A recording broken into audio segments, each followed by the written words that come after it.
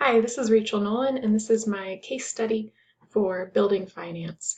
So this case is about missing Booster Club funds. A brief synopsis: the principal at George Washington Middle School noticed that some money might be missing after a basketball game, and he had previously had a confrontation with one parent in particular, and so we need to figure out if that parent stole any money and what to do about it if she did. So going over the problem, this is a small middle school. It has a declining socioeconomic status, declining population, but despite that, the parents are pretty strongly involved in the PTA. Because there's only a principal and no assistant principal, the principal relies a lot on parent volunteers to help with all kinds of things, booster club donations, athletic gate admissions, the PTA, all kinds of things. The principal is really well liked. And then we come to Mrs. Bowman, who is a frequent volunteer. Her daughter goes to the school, and she had two other children who already are in high school. Her daughter is a really good cheerleader and got the opportunity to go to New York City for a parade. And Mrs. Bowman requested almost $800 from the PTA to fund that trip for her daughter. Principal Stevens denied the request based on the fact that that money would only be helping one child and it really should be spent on more children. A time later at a basketball game, Principal Stevens hears from a parent that he paid using a 50, and then when he's collecting the funds, he notices that there is no $50 bill in the bag and that Mrs. Bowman, who was collecting tickets, had noted that 10 tickets were already ripped, and so she had thrown them out, and then that $50 would be the cost of 10 tickets. So it is pretty suspicious. What would we need to know? I would want to know how many other parents handled money at the game, how many different parents handle money on a regular basis at the school. I would want to know the financial situation of the Bowman family. Why were they requesting $800 for their child to go on a trip?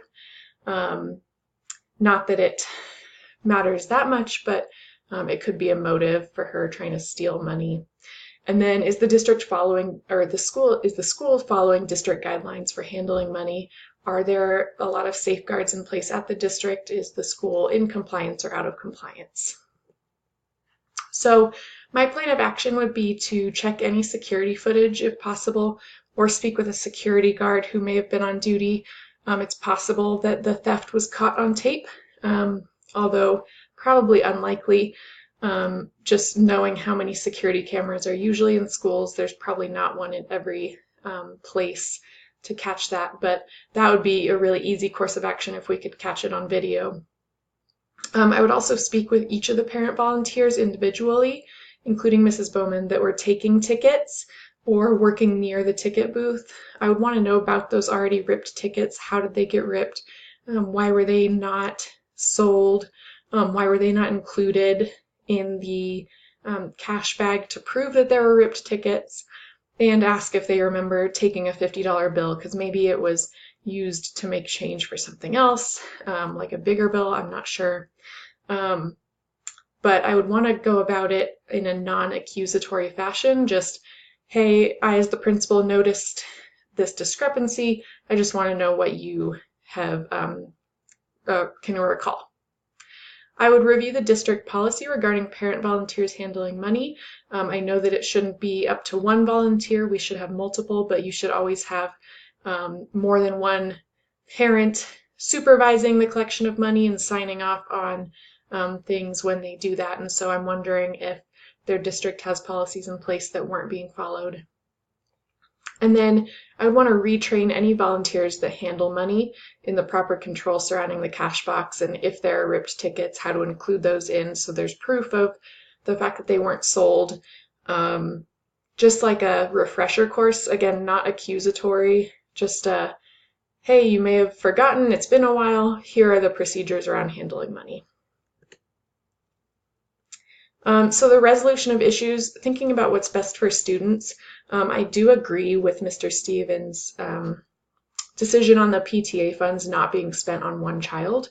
I do think that the PTAs in general should have had a say in that too, and maybe they did. That wasn't clear in the story, but I would not have wanted those PTA funds spent on one child, especially in a school that is lacking money already.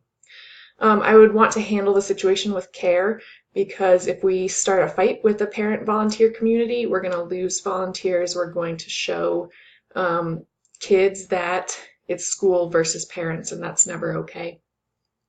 And then retraining parent volunteers and following controls more closely is going to help keep track of every dollar, because in this school, that money is really needed to benefit all students. So what was I thinking, feeling, and valuing? I was thinking it's very hard to accuse someone unless you have hard proof. So unless we caught a parent stealing money on the security camera, I think there's not much we can do. Even if one parent says they saw another parent steal, hearsay is not hard proof either. And so without video footage, I wouldn't want to accuse one person of stealing money. I was thinking the principal was right not to fund that trip for one student. I was feeling that the principal is well liked and needs to make sure not to upset the parent community, because I have experience in districts where the parent community gets very mad at administration, and then it becomes a very large problem.